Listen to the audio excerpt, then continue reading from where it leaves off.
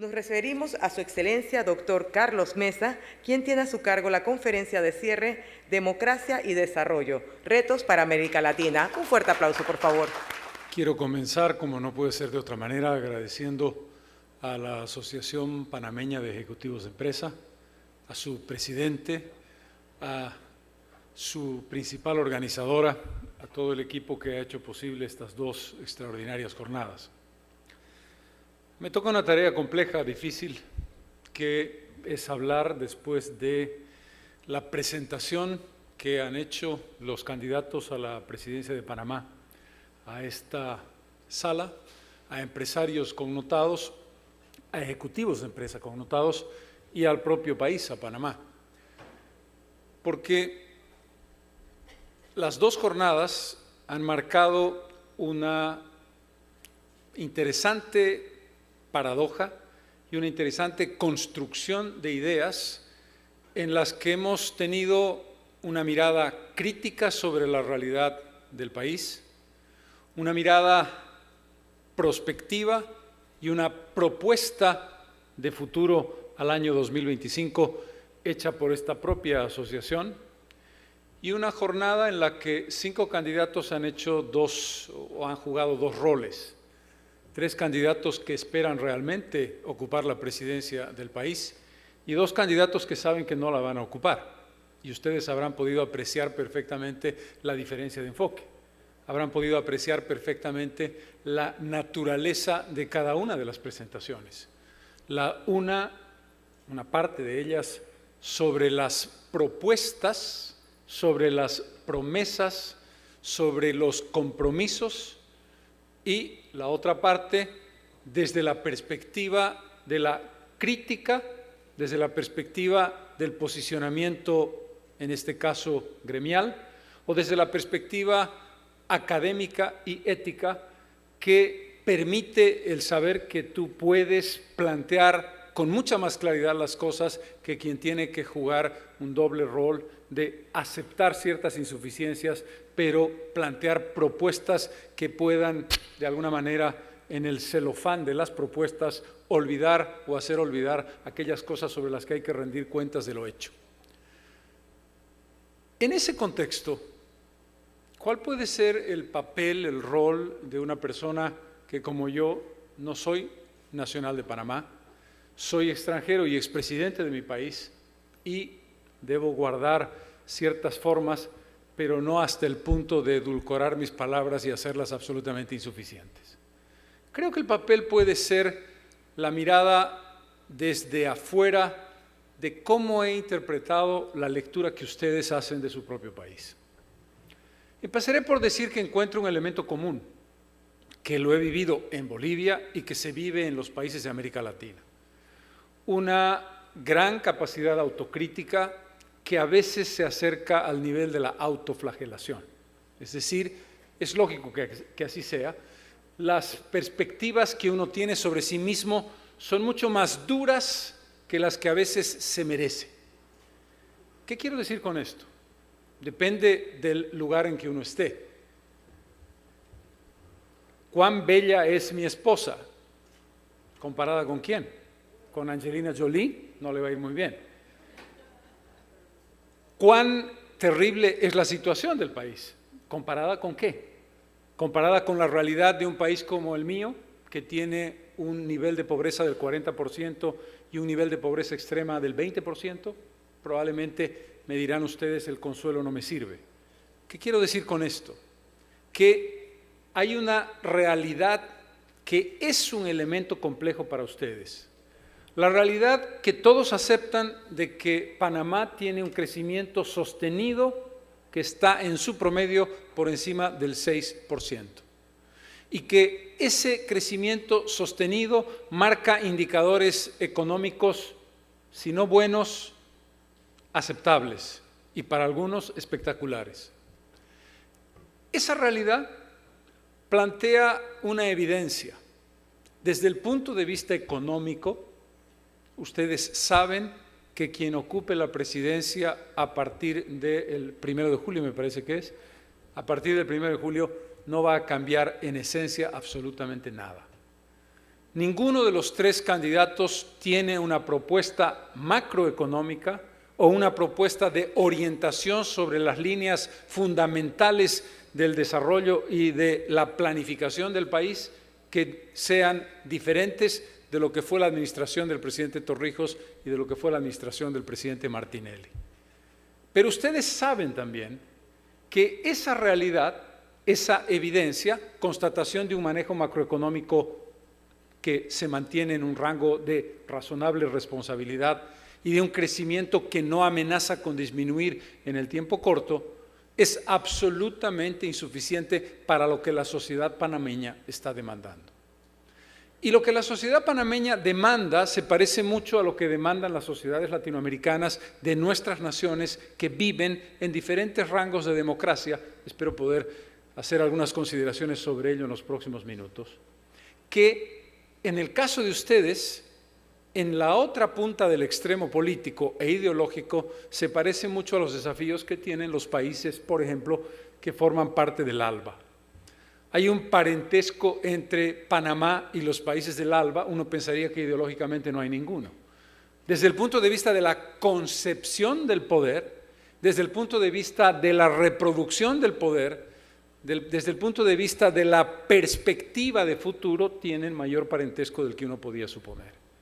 Y la preocupación está en el rango de institucionalidad democrática, construcción de democracia cualitativamente razonable y desde la perspectiva de una nueva mirada ética que parece estar cayéndose en pedazos.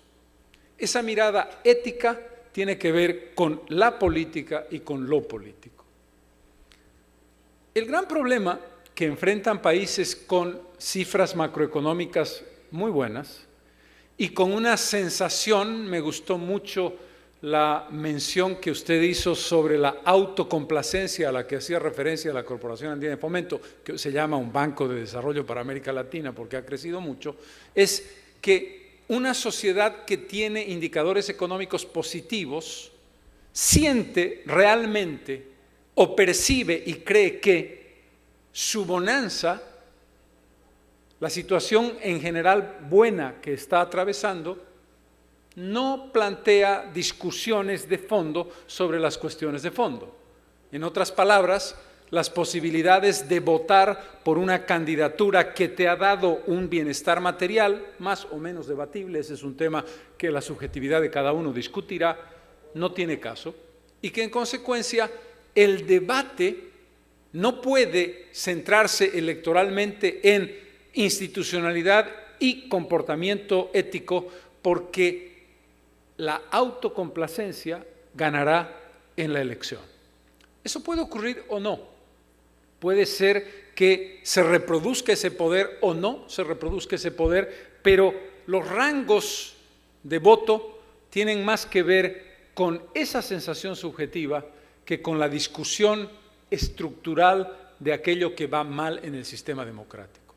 Y esa es una de las dificultades que enfrentamos países que tenemos que evidenciar bonanza frente a deterioro institucional cuyo costo no vamos a pagar mañana, pero que inevitable e incuestionablemente vamos a pagar en un tiempo mediano, más probablemente temprano que tarde. Esta lógica obliga a los sectores de decisión de una sociedad a proponer y plantear un cambio de comportamiento individual y colectivo. Pero planteémonos si esto es posible sobre la base de nuestras percepciones desde los sectores políticos y económicos en los que estamos. ¿Qué es lo que hemos vivido hoy día, en la tarde de hoy, particularmente aquí? La construcción de una escenografía política, la posibilidad de que lo que ustedes han escuchado sea algo que ustedes creen, la certeza de qué es lo que cada candidato iba a decir antes de escucharlo, el escepticismo absoluto sobre la mayor parte de lo que han dicho.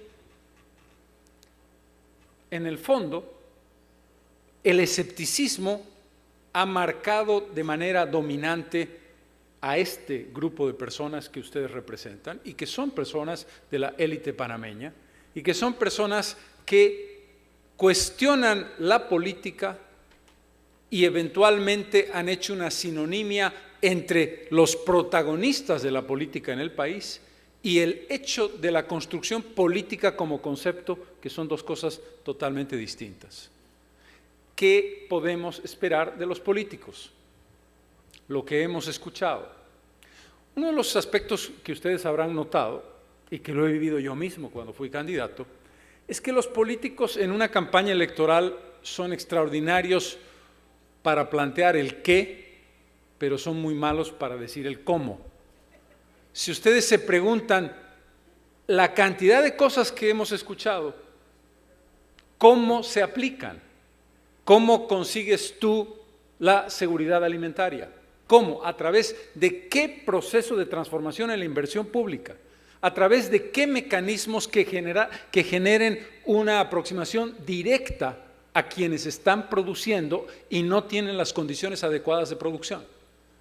¿Cómo logras tú la construcción de un número determinado de escuelas si tú no le has planteado, no voy a decir al votante en un spot publicitario o en una cuña publicitaria, sino a quienes pueden entender la propuesta, cómo vas a reformular tu presupuesto, que es la hoja de ruta, la bitácora sobre la que vas a trabajar la transformación? Y entonces, en general, uno tiende a decir, esto es parte de un ritual que se hace cada 5 años, que tenemos todos que vivir para poder construir o reproducir el sistema democrático. El presidente de esta organización dijo algo que me pareció muy valioso como concepto. El criterio de que tú no puedes establecer una relación entre gobierno y ciudadano como la relación que construyes entre empresa y consumidor. Tienes que generar una relación de el gobierno o el Estado y el ciudadano como una relación de servicio al ciudadano. El ciudadano no es tu cliente. Y este es un aspecto fundamental que nos plantea el debate sobre lo esencial de la política. Y aquí creo que hay un peligro del equívoco. El peligro del equívoco es que supongamos que los políticos, por definición, responden a intereses espurios y que no se puede esperar de los políticos otra cosa de la que vemos de ellos día a día. Si no recuperamos la política como una actividad superior, si no entendemos que la política es el único instrumento posible para la construcción de una sociedad mejor, no podremos transformarla. Yo no comparto necesariamente la idea que planteó uno de los candidatos aquí esta tarde, que decía que invertir una cantidad determinada de millones de dólares en sostener a los partidos políticos era un gasto insulso. Si el Estado no respalda a los partidos, ¿quién los respalda? ¿El ciudadano común? Sí, solamente. ¿Tenemos una estructura de costumbre de aporte del ciudadano al partido al que pertenece? Si los partidos no tienen un respaldo político, ¿cuál es la posibilidad de que los fondos que recauden sean fondos espurios, sean fondos de blanqueo, sean fondos de narcotráfico? Ahora bien, vamos a construir partidos. ¿Los partidos responden a ese desafío? No, no responden. Eso quiere decir que por definición hay que excluirlos del circuito y dejarlos a su suerte. Si nosotros no recuperamos la política en la lógica de un Estado que la respalda, en la lógica de ciudadanos que se comprometen con la política y la hacen posible, y si no entendemos que hay un matrimonio imprescindible entre construcción y concepción técnica, tecnocrática y aplicación política, no hay ningún proyecto técnico, por brillante que sea, que funcione para un Estado si no pasa por el tamiz de la política. La ejecución de un proyecto técnicamente bien diseñado se hace a través del ejercicio político y de la decisión y la voluntad política de llevarla a cabo. En otras palabras, la tecnocracia no puede pretender funcionar sin la construcción política de las decisiones que son la razón de ser de los partidos y que son la razón de ser de la estructura de la democracia.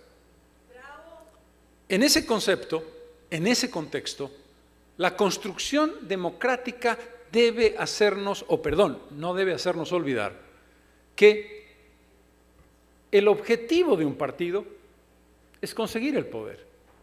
El trabajo de un partido es lograr el poder, mediante el voto, por supuesto, mediante la convocatoria a los ciudadanos. El objetivo de un partido es ejercer el poder y el objetivo de un partido es reproducirse en el poder democráticamente con alternancia en el mando. Esos objetivos no son ilegítimos. Esos objetivos no son parte de la angurria personal de los individuos que buscan construir su éxito propio a través de la política. Esos son objetivos esenciales sobre los que se basa la construcción de la búsqueda de objetivos para una sociedad mejor. Lo que está en discusión es ¿para qué quiero hacer política? Y obviamente ahí entramos, no aquí, en cualquiera de nuestros países, en preguntas de fondo. Es decir, ¿cómo distingo este legítimo objetivo de la ilegítima construcción del objetivo? ¿Cómo hago que se separe lo grande de la política de la miseria de la politiquería? Pero si no tenemos claro que la política es un elemento fundamental que debemos tomar para nosotros como sociedad, no vamos a entender esa terrible situación equívoca de todo lo que tiene que ver con la política o con el ejercicio político y con los políticos apesta. Porque entonces llegamos a la conclusión de que la esencia del mecanismo que construye democracia está mal. Pero no está mal porque funciona mal, sino está mal porque es malo. A fuerza de repetir, es que esto es política. ¿Qué quiere decir? Es que esto es una porquería. No.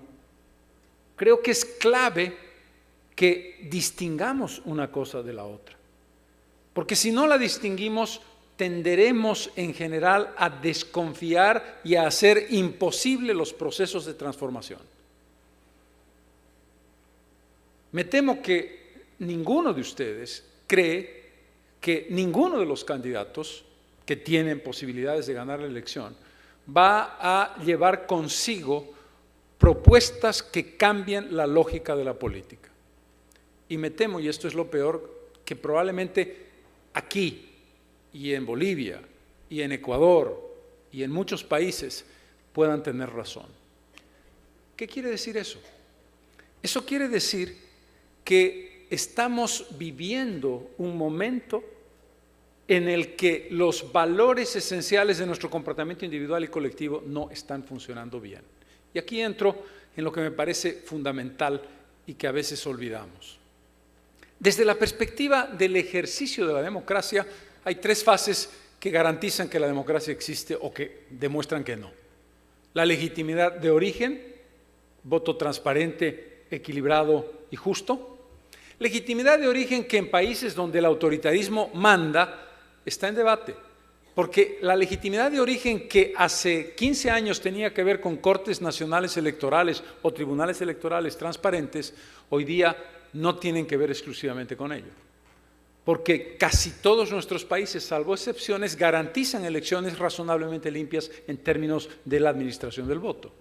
Pero lo que no se garantiza es la igualdad de oportunidades a los partidos, el uso indiscriminado del poder desde el gobierno, la posibilidad de que todos accedan con las mismas posibilidades a mandar su mensaje, los elementos de persecución o amedrentamiento al votante antes de la elección, es decir, la manipulación del proceso electoral previo al día del voto, que está en general garantizado. Sea como fuere, paso número 1, legitimidad de origen. Paso número 2, legitimidad de ejercicio. No basta con haber recibido el voto popular, uno tiene que ser consecuente con el ejercicio de ese mandato a partir del respeto a las instituciones, a partir de los poderes separados e independientes entre sí. No voy a hacer ninguna consideración sobre ello porque ustedes la han hecho y los expositores que estuvieron los 2 días anteriores las han hecho sobreabundantemente. ¿Cuáles son las dificultades que ponen en cuestión la legitimidad de ejercicio? Y el tercer mecanismo es la legitimidad de objetivos. La legitimidad de objetivos quiere decir espíritu democrático de largo plazo, decisión y capacidad de aceptar la alternancia en el mando, decisión de aceptar el pluralismo político en igualdad de condiciones, garantía de largo plazo de ese proceso. Pero en el otro lado estamos los ciudadanos. Está cada uno de nosotros. En ese otro lado está la construcción de una idea que no parece lo suficientemente clara en América Latina. Aquí se trata de un pacto entre ciudadano y Estado. El pacto básico, histórico, que todos conocemos, es el tributo. Yo, ciudadano, me comprometo a tributar para que tú, que vas a representarme en la administración del Estado, garantices 2 cosas: una buena gestión de administración del Estado y la devolución de mi tributo en los beneficios que requiero para vivir adecuadamente en comunidad. Ese pacto implica derechos y deberes. La parte segunda es la que menos nos gusta. No solamente por el tema de los impuestos, que por supuesto a nadie le gusta pagar. Y por eso hay que construir estructuras suficientemente eficientes para que aquel que no le gusta pagar sepa que si no paga su costo va a ser mayor que si paga, cosa que en América Latina también está en debate. Pero el punto clave aquí es, hemos construido en la región la lógica de que el Estado me lo debe todo, de que el Estado me debe dar salud, me debe dar educación, me debe dar seguridad social, etcétera, etcétera, etcétera. Y yo no le debo nada. Yo tengo el derecho de transferirle al Estado todas las responsabilidades y no tengo ningún deber con el Estado. Es que no pagas impuestos. No pago impuestos porque tú te los vas a robar. Y esa es una coartada maravillosa, porque el argumento de que no pago impuestos porque tú te los vas a robar, en el fondo es una coartada para no pagar impuestos, independientemente si tú te los robas o no te los robas. Es decir, no puede ser que ese pacto esté envenenado a través de argumentos que rompen tu lógica de construcción de ciudadanía. Los latinoamericanos no tenemos una conciencia de ciudadanía, de responsabilidad ciudadana. Los latinoamericanos creemos que nuestra responsabilidad termina en la puerta de nuestra casa. Si hay un hueco en la acera, esa es una responsabilidad del Estado, municipal o central. Si yo tengo algún problema que tengo que resolver a partir de una necesidad pública, esa necesidad me la tiene que cubrir el Estado. Si hay un prójimo mío al que yo pudiera ayudar y no ayudo, ese no es mi asunto. Es decir, el concepto de la solidaridad, el concepto de que yo soy responsable para con los que reciben menos, existe porque no tenemos una conciencia ni individual ni colectiva del sentido ciudadano, que comienza por el cinturón de seguridad, que comienza por no tirar la basura a la calle, que comienza por no estacionar en doble fila, y que en general somos muy buenos para criticar cuando aparece un taxista que no cumple las normas, pero bastante suaves cuando tengo urgencia y estoy necesitado de hablar en el teléfono celular a pesar de que mi auto está a 80 kilómetros por hora. ¿Eso qué significa? Significa que el ciudadano transfiere todos los males a los políticos. Los políticos en Panamá y en Bolivia y en Chile y en Argentina son hijos de la sociedad de la que han producido, de las que han venido. Es decir, los políticos panameños son panameños, no han venido de Uganda, ni de Ghana, ni de Suecia, son de Panamá. Es decir, son hijos de esta sociedad. Y me temo mucho, y aquí discúlpenme si puedo ser algo excesivo, que la mayor parte de los políticos que han gobernado este país vienen de las élites de las que ustedes forman parte, como en el caso de mi país. Es decir, estamos criticando la cleptocracia, estamos criticando la ineficiencia, estamos criticando la falta de sentido de inversión social a quienes fundamentalmente son parte de las élites que han manejado este país. Y lo que vale para Panamá vale para la mayor parte de los países de América Latina. ¿No somos conscientes de que hemos producido esos políticos? ¿No somos conscientes de que hay una relación directa que tiene alguna insuficiencia básica de la que somos responsables como sociedad, particularmente como élites? Con excepciones, se podrá discutir, porque uno podrá decir, recuerda tú a aquel jefe de Estado que era de origen popular, no importa. ¿Quién lo acompañaba? ¿Quién definía la tecnocracia de ese Estado? ¿Quién definía el gobierno desde el punto de vista de la hacienda pública? Y verán ustedes que es muy difícil encontrar en la línea de los últimos 50 años que nadie de las élites haya formado parte de esas estructuras de poder. Que por supuesto, en algunos casos hicieron cosas muy interesantes y en otros casos hicieron cosas execrables, pero que no están desligados de nosotros, de nuestra estructura de formación. Uno de los problemas que yo encuentro en América Latina, más en Centroamérica, pero no poco en América del Sur, es una fuerte influencia de una formación académica vinculada sobre todo a los Estados Unidos, lo cual no me parece mal, porque como dijo algún candidato, tiene Estados Unidos universidades de rango mundial, evidente.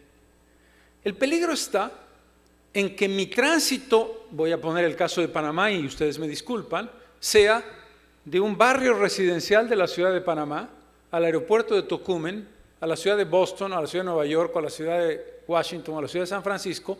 Terminados mis estudios, vuelvo al aeropuerto de Tocumen y vuelvo a mi zona residencial.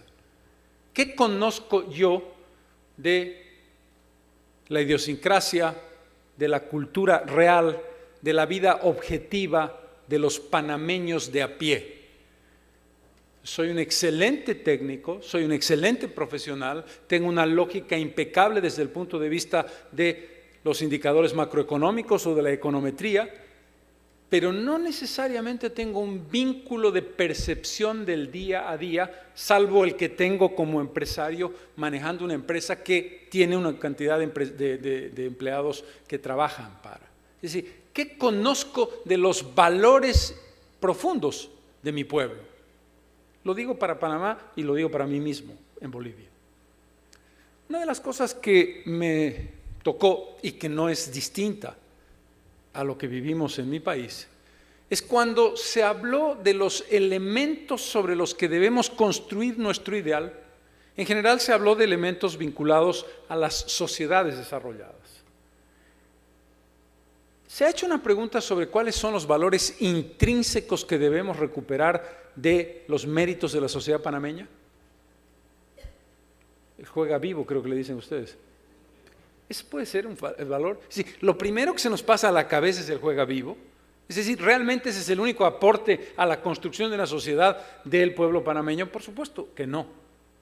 Por supuesto que creo que hay una minusvaloración de aquello que se puede recoger de la experiencia cotidiana de la sociedad panameña, que te plantee posibilidades de futuro. Típico en mi país. ¿Cuáles son los valores más importantes de lo boliviano? La comida, sin duda. El folclore, definitivamente. Pero no estamos hablando de ello, estamos hablando de el sentido de responsabilidad ciudadana, la capacidad de solidaridad, el sentido de complementariedad o comunitario, por poner algunos ejemplos.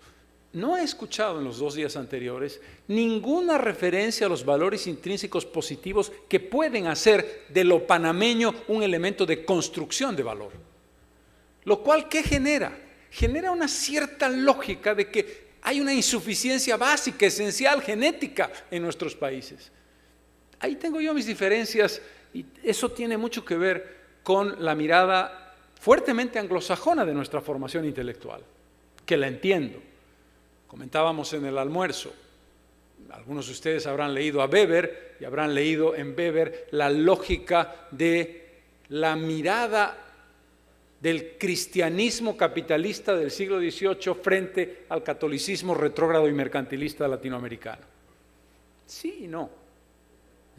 Supongo que no es gratuito que España haya sido la primera potencia del mundo 2 siglos de la historia. Ahora nos toca vivir el dominio de los Estados Unidos como primera potencia mundial. Sería absurdo, sería chauvinista decir los valores de ese mundo no son, por supuesto que son. Por supuesto que el modelo democrático británico, por supuesto que el sentido de responsabilidad ciudadana, por supuesto que el equilibrio y los balances existentes entre los poderes del Estado en los Estados Unidos son elementos extraordinariamente importantes. Lo que me preocupa es un cierto ninguneo subjetivo y objetivo sobre nuestras posibilidades, sobre aquello que podemos recoger de Panamá, pero no solamente para la crítica de la cleptocracia, sino para aquellos aspectos que nos permitan pensar que hay valores que vale la pena rescatar y recuperar para el futuro. Vuelvo sobre la reflexión en torno a las élites. Los empresarios de hoy, aspecto general, empiezan a hablar de algo fundamental que se llama inclusión social. Este es un salto cualitativo importante que probablemente hace 10 años o 15 no estaba en la mente del empresariado. Me temo, sin embargo, que todavía el concepto de inclusión social es un concepto abstracto, que no está inserto en nuestra lógica. Es decir, que inclusión social no es un pilar complementario e imprescindible, porque si no el discurso suena cojo. Cómo un candidato, como un empresario, como un ciudadano de bien o una ciudadana de bien van a prescindir de la idea de la inclusión. Pero de ahí a asumirlo como parte fundamental del proyecto político hay una distancia. Mi impresión fue que el candidato sindicalista que habló esta tarde recibió los aplausos de ustedes por una razón básica, porque ustedes saben que no va a ser presidente. Si ustedes supieran que va a ser presidente, probablemente no lo hubieran aplaudido. Y esto es lógico, porque hay una colisión de intereses. Pero hay ciertas cosas que uno debe entender, y este es el proceso de la modernidad del pensamiento, que se convierten en elementos prácticos. Se ha dicho varias veces en estos 2 días. No solamente por razones morales y éticas, sino por razones prácticas. Si un país es desigual, no crece con la misma velocidad. El argumento es técnico. La base es ética. Y la base ética no va a cambiar, pero el argumento técnico nos da una razón para quienes hemos sido formados en la lógica de costo-beneficio, que es una lógica, por cierto, muy occidental de comprender las cosas, legítimo por otra parte, pero que, a lo que voy, la construcción de un proyecto histórico de nación debe comprender un par de cosas fundamentales. Lo digo con cierto conocimiento de causa porque me tocó llegar a la presidencia como producto de la crisis y la implosión del sistema de partidos en Bolivia. Esa crisis y esa implosión se dio porque los partidos dejaron de ser estructuras de representación genuina para convertirse en máquinas electorales. Porque los partidos garantizaban un par de cosas fundamentales. Reproducción indefinida del poder en un triángulo, habían 3 partidos, igual que aquí en los 3 candidatos que se han presentado, y por supuesto no estoy en ningún caso tratando de hacer una analogía, simplemente hago la referencia, que garantizaban gobernabilidad, sí, a un costo vinculado a garantizar que el poder quedaba cerrado en una estructura muy pequeña. Si tú no oxigenas el sistema de partidos, tiendes a ahogarte e inevitablemente las presiones sociales irán creciendo hasta un punto insostenible. Eso puede tardar 1 año, 2, 5 o 10, pero el camino parece irreversible en la medida en que tú no seas capaz de responder a esas demandas, de responder de verdad a esas demandas. Hay una diferencia entre el adorno, entre la cereza a la torta y la masa de la torta. Si la inclusión social es la cereza de la torta no va a saber con inclusión social. La inclusión social tiene que ser esencial a la masa de la torta. Y creo que ese es un salto que todavía no se ha dado en Panamá. Es decir, estamos en la transición positiva del discurso a la visión objetiva de que eso es realmente imprescindible. Me daba la sensación, puedo estar equivocado, de que los candidatos principales se sienten mucho más cómodos en la explicación técnica, económica, competitividad, logística, canal de Panamá ampliado, etcétera, etcétera, etcétera. Y luego, cuando entran al ámbito social, al ámbito de la inclusión, la comodidad está simplemente en lo evidente, salud, educación, etcétera, pero no había respuestas estructurales, salvo la respuesta oficial que tiene que ver con las transferencias condicionadas o bonos o subsidios. Pero no quiero desviarme del tema principal. El tema principal es: el sistema de partidos no solamente tiene que construir institucionalidad democrática, imprescindible, y un tema que se ha subrayado con suficiente claridad en estos 2 días como para que yo abunde en ello. Eso está fuera de discusión.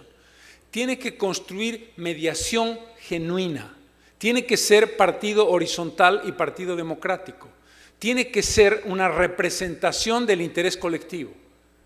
Eso significa una revolución, un darle vuelta al calcetín de los viejos partidos de estructura estalinista o de los viejos partidos de estructura leninista. Y no lo digo porque sean marxistas, sino porque la estructura histórica de los partidos latinoamericanos están basados en el centralismo democrático, que es una ficción de democracia.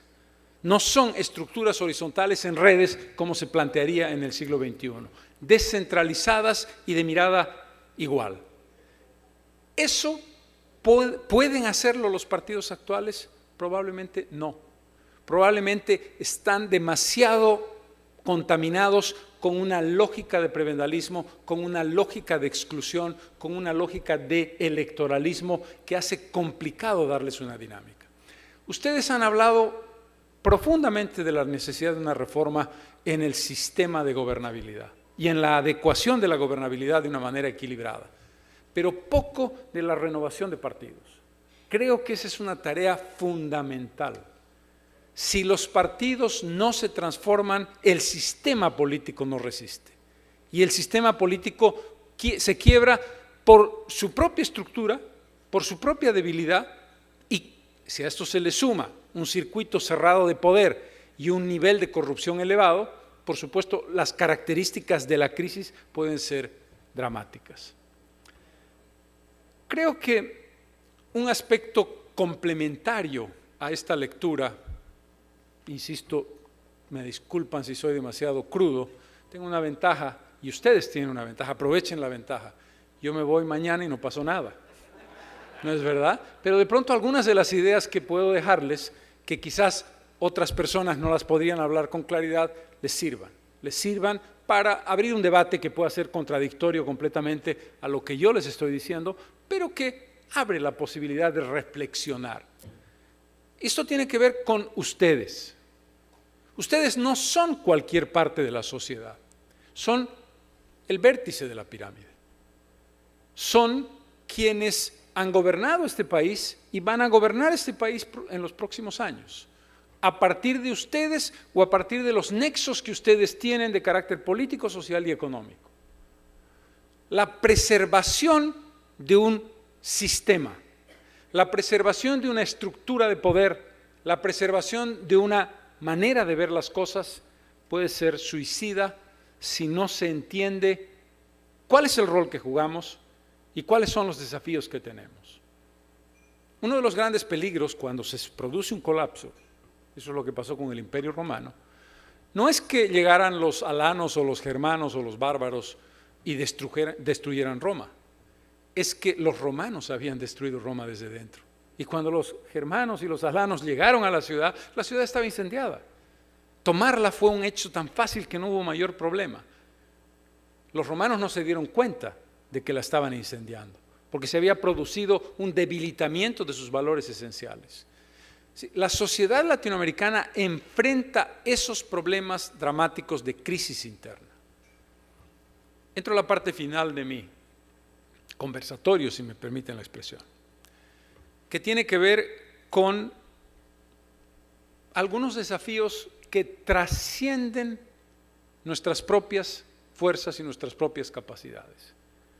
Hay cierto tipo de problemas, se ha hablado mucho de la inseguridad ciudadana aquí, que son el producto de una transnacionalización de la violencia, vía crimen organizado, expresado en el narcotráfico, en el tráfico de armas, en el tráfico de personas, etcétera, etcétera, que tiene mucho más poder que nuestros estados de manera separada. No vamos a poder encontrar respuestas que no pasen por dos caminos. El camino de una recuperación interna de los valores éticos de la sociedad, tarea nuestra, y el camino de la integración más allá de las cuestiones puramente económicas.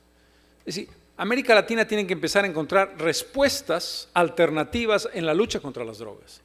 Tiene que encontrar respuestas alternativas en la construcción de mecanismos de seguridad compartidos, en políticas comunes que no sean contradictorias entre sí para el tránsito de capital de blanqueo, para el tránsito ilegal de armas, para el tránsito ilegal de personas en el sentido del crimen organizado, no la restricción para el libre tránsito de personas, que es un elemento fundamental. Ese tipo de problemas genera un desafío nuevo sobre la integración.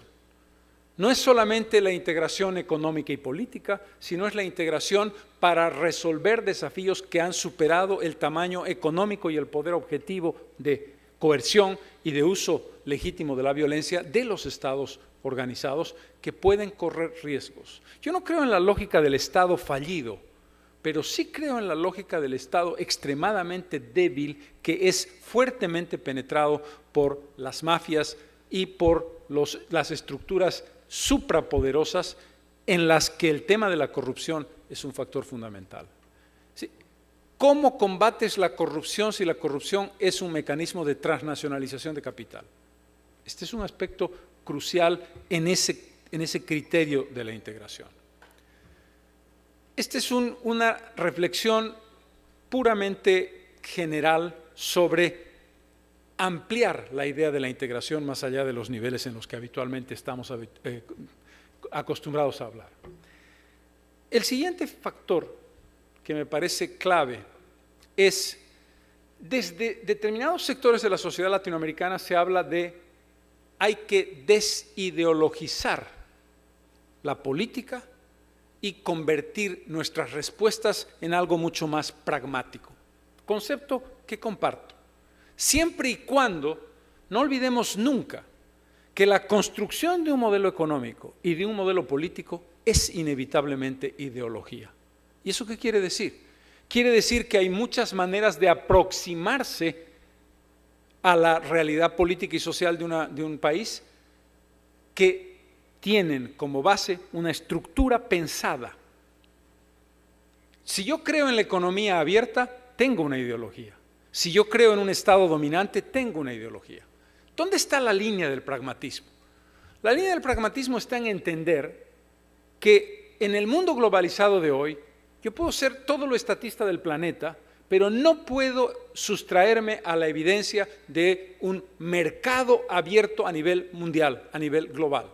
Y debo ser un jugador eficiente en ese mercado global.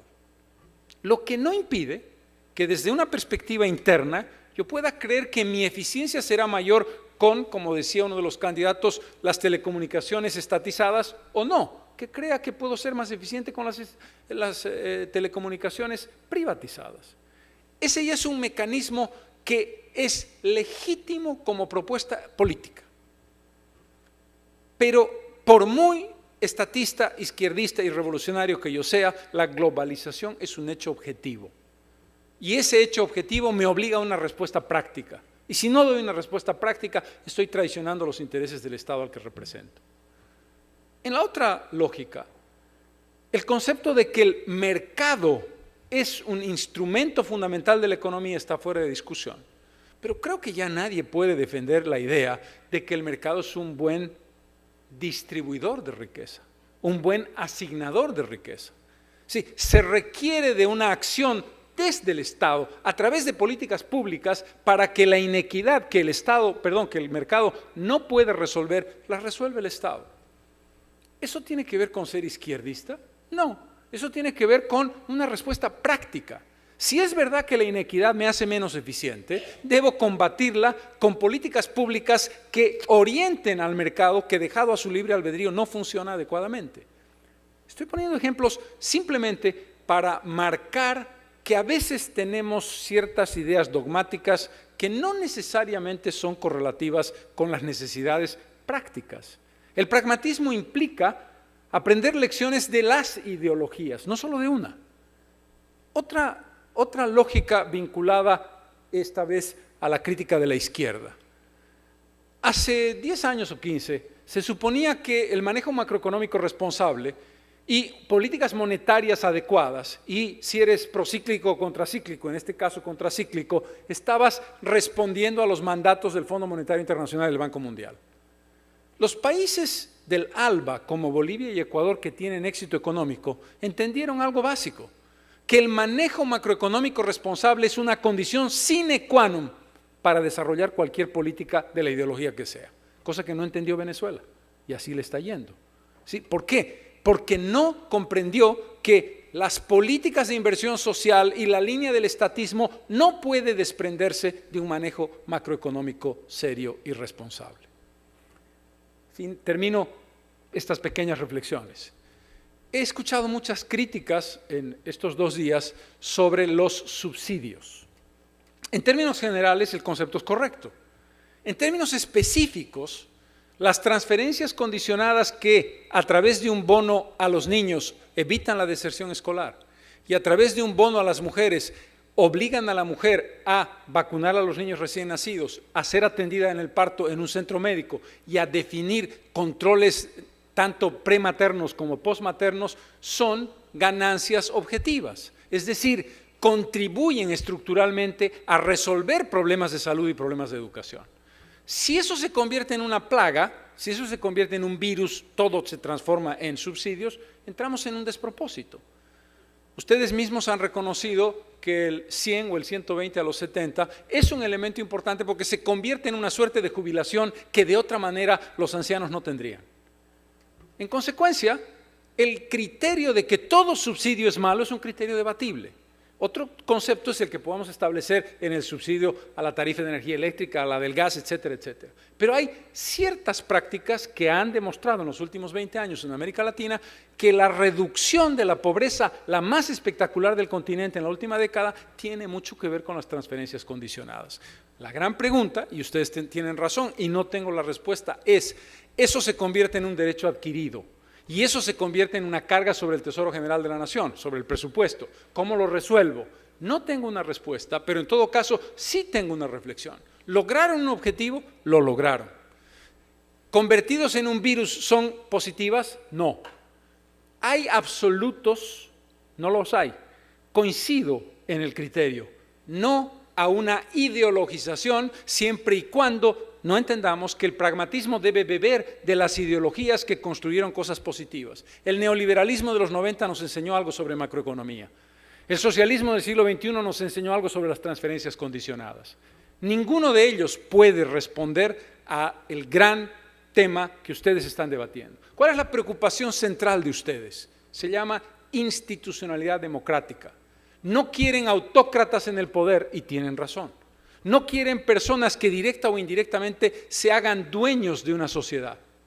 Pero el detalle, el matiz, no se olviden de que en algún sentido muchos de los aquí presentes han sido y son dueños de esta sociedad. Y tienen que democratizar la propuesta política, no solamente en función de lo que me pareció extraordinario, la gran coherencia de la propuesta que ustedes han hecho para el 2025, sino que eso tiene que ser real.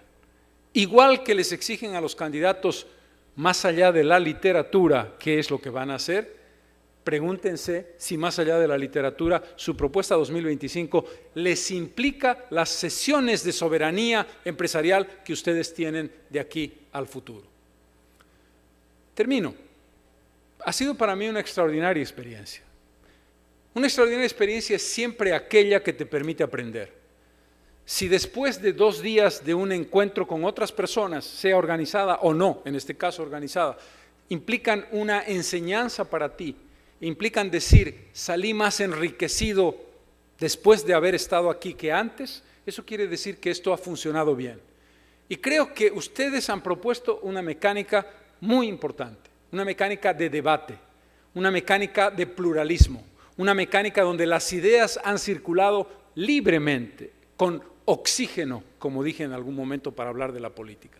Y eso es extraordinario, ese es un mérito que yo quiero reconocerles a ustedes, agradecerles la posibilidad de compartir con ustedes algunas de mis ideas y, por supuesto, pedirles muchísimas disculpas si he sido un impertinente desde la perspectiva de un extranjero que se ha permitido hablar de su país más de lo que debiera. Muchísimas gracias.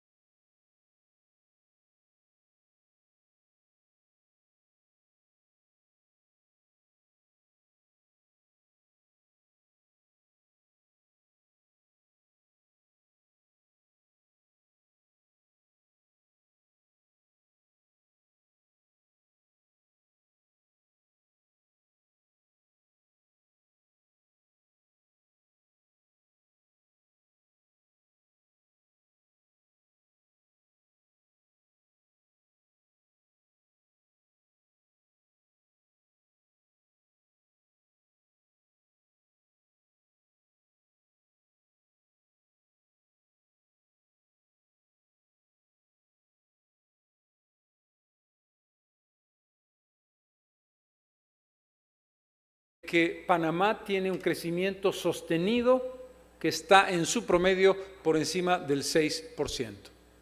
Y que ese crecimiento sostenido marca indicadores económicos, si no buenos, aceptables y para algunos espectaculares. Esa realidad plantea una evidencia. Desde el punto de vista económico, ustedes saben que quien ocupe la presidencia a partir del 1 de julio, me parece que es, a partir del 1 de julio no va a cambiar en esencia absolutamente nada. Ninguno de los 3 candidatos tiene una propuesta macroeconómica o una propuesta de orientación sobre las líneas fundamentales del desarrollo y de la planificación del país que sean diferentes de lo que fue la administración del presidente Torrijos y de lo que fue la administración del presidente Martinelli. Pero ustedes saben también que esa realidad, esa evidencia, constatación de un manejo macroeconómico que se mantiene en un rango de razonable responsabilidad y de un crecimiento que no amenaza con disminuir en el tiempo corto, es absolutamente insuficiente para lo que la sociedad panameña está demandando. Y lo que la sociedad panameña... Nos referimos a su excelencia, doctor Carlos Mesa, quien tiene a su cargo la conferencia de cierre Democracia y Desarrollo, retos para América Latina. Un fuerte aplauso, por favor. Quiero comenzar, como no puede ser de otra manera, agradeciendo a la Asociación Panameña de Ejecutivos de Empresa, a su presidente, a su principal organizadora, a todo el equipo que ha hecho posible estas 2 extraordinarias jornadas. Me toca una tarea compleja, difícil, que es hablar después de la presentación que han hecho los candidatos a la presidencia de Panamá a esta sala, a empresarios connotados, a ejecutivos de empresa connotados y al propio país, a Panamá. Porque las 2 jornadas han marcado una interesante paradoja y una interesante construcción de ideas en las que hemos tenido una mirada crítica sobre la realidad del país, una mirada prospectiva y una propuesta de futuro al año 2025 hecha por esta propia asociación, y una jornada en la que 5 candidatos han hecho 2 o han jugado, pero no hasta el punto de edulcorar mis palabras y hacerlas absolutamente insuficientes. Creo que el papel puede ser la mirada desde afuera de cómo he interpretado la lectura que ustedes hacen de su propio país. Empezaré por decir que encuentro un elemento común, que lo he vivido en Bolivia y que se vive en los países de América Latina. Una gran capacidad autocrítica que a veces se acerca al nivel de la autoflagelación. Es decir, es lógico que así sea. Las perspectivas que uno tiene sobre sí mismo son mucho más duras que las que a veces se merece. ¿Qué quiero decir con esto?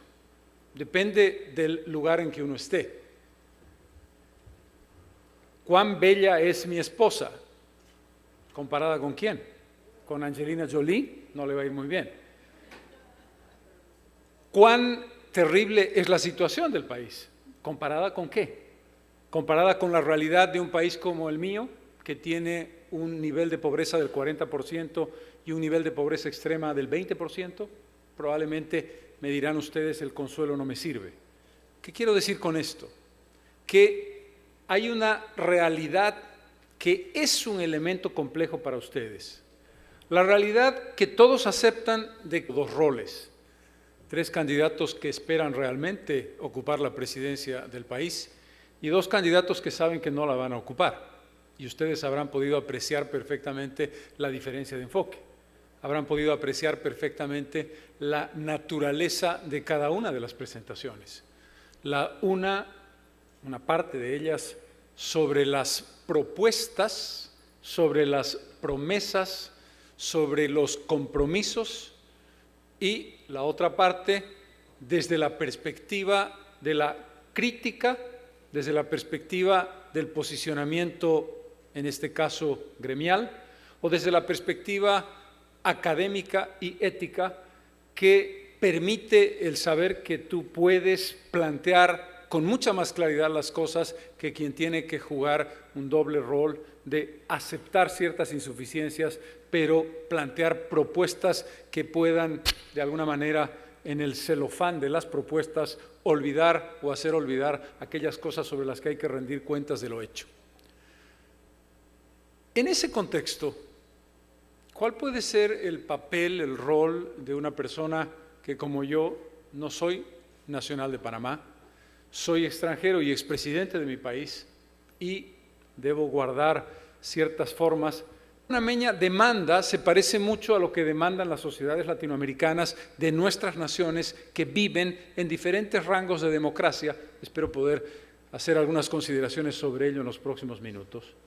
Que en el caso de ustedes, en la otra punta del extremo político e ideológico, se parece mucho a los desafíos que tienen los países, por ejemplo, que forman parte del ALBA. Hay un parentesco entre Panamá y los países del ALBA, uno pensaría que ideológicamente no hay ninguno. Desde el punto de vista de la concepción del poder, desde el punto de vista de la reproducción del poder, desde el punto de vista de la perspectiva de futuro, tienen mayor parentesco del que uno podía suponer.